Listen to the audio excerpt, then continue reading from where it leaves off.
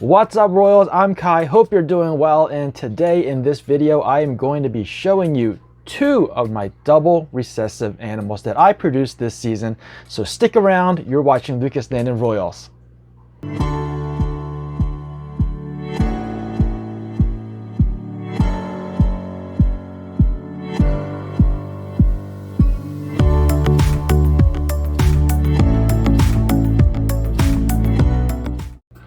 So Royals, I really do believe that double recessives, triple recessives, quad recessives is the future for the ball python game. And if you've been following me on this channel, you know that I have been trying to combine recessives for quite some time now, and two of those projects paid off this season. And those two projects started back in 2017. So as you can see, sometimes it takes quite a while to get to where you want to be. But there are shortcuts that you can take along the way. Let me explain that in just a moment. Now, last season, I tried to combine clown and pieds to produce my own double hets. I'll leave a link to that video in one of these corners so you can go and check it out. But to sum it up, I ended up with a whole clutch of males. And of course, we need both males and females in order to push the project forward. And now looking back, I probably should have taken a shortcut by purchasing the animals that I need. So there were double hets available on Morph Market. There were also clown het pieds and pied het clowns. But I thought, hey, since I have these animals in my collection, I have the visual clown, the visual pied, why not try to produce my own? Well, this is what happens. Sometimes you luck out, you strike out, and you get a whole clutch of males like I did. But by buying them, I'm almost guaranteed that I would get females that I need, the males that I need, and I probably could have gotten some codoms and got the project pushed a little bit further ahead just by buying them. But sometimes you don't have the option of buying them because they're just not available. And in those cases, that's when you have to make your own double hets. So last season, I tried to make double hets that are clown and desert ghost.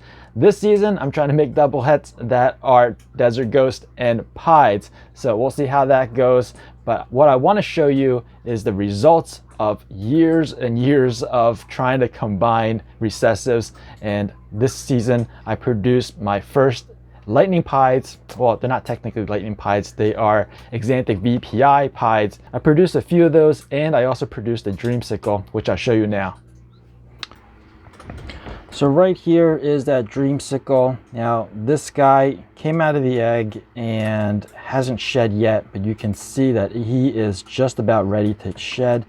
You can see that he still has his first layer of skin and it's extremely shiny, but there's some wrinkles in there. And that's how you know that he's probably going to shed very, very soon. He's already gone through his the gray stage or the blue stage. And let's take a look at his pink belly. So you can see the belly is already pink, even though this is a lavender. You still get that pinkish belly colors that most snakes get when they are ready to shed. But this is a really, really low white dreamsicle. You almost see no white. Actually, that might be a little bit of the white coming up, but because it's a dreamsicle and because it's only a hatchling right now, all you see are orange and white. So I don't even know if this is the white from the pied coming through that's separating the two saddles, or if it's just the white that's in between the oranges and the saddles. So we'll have to wait a little bit, but this is a really, really beautiful animal. And like I said, I am a fan of the low whites. And just check that out. Gorgeous little guy. Now this one is already spoken for, unfortunately, but fortunate for me, I have two of these males. I have one that I produced before that I used to produce this little guy. And of course, this one, if you saw my video from a couple weeks ago, this was the only egg. He came out of the only egg from a, I don't know, 8 egg clutch or something like that. So really lucky that I got him. And now let's go ahead and take a look at the lightning pied clutch. And let's start with this one. Now I've already shown you one of my Exanthic pied clutches, and this is the second one. We'll start with the ones with the lowest number of genes and work our way up. This one is a normal, as you can see. There's no codoms in this pairing, so this one is just a normal that is double het for Exanthic and pied. And this is a female, which is great.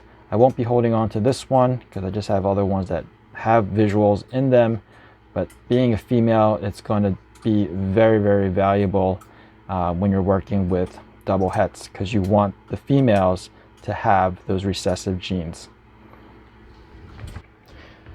And of course the males need to have the recessive genes as well, but because males take much shorter time to mature, it makes more sense to have powerful females. This one is a exanthic male that is 100% het for pied. Really, really nice looking and has a lot of the whites and silvers. This one is actually a little bit more silver than the next one I'm about to show you. But like I said, this is the male in this clutch, and he is actually spoken for. These go fast. So I just wanted to show these off to you before these guys go off to their new home. And this is the female version of the one you just saw. This is another exanthic, 100% heifer pied. Only difference is that this is the female. Now you can see what I was talking about with the last one being more silver. I think the last one, the white comes up a little bit more than this one, but still a very, very beautiful animal. Very curious. Look at it. Woohoo! It's just climbing on me, thinking that I'm a tree. I'm going to put this one away, and we're going to check out the last one. And check out this one. Gorgeous. Now this is the VPI exanthic pied. Some people refer to this as lightning pieds. I refer to it as lightning pied sometimes, even though I know that this is the VPI line. And lightning pied is really reserved for the MJ line of exanthics. So this one is that double visual. Like I said, took many years to try to hit this one.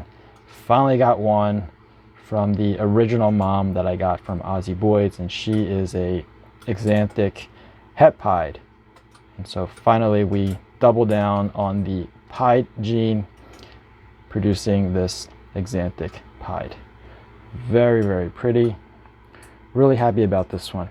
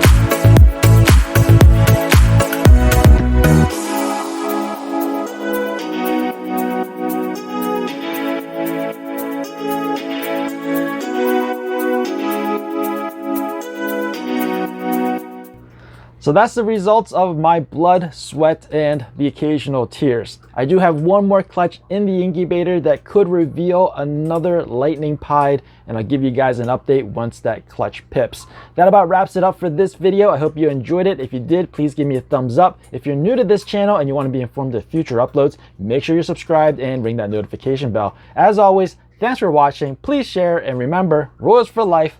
Peace out.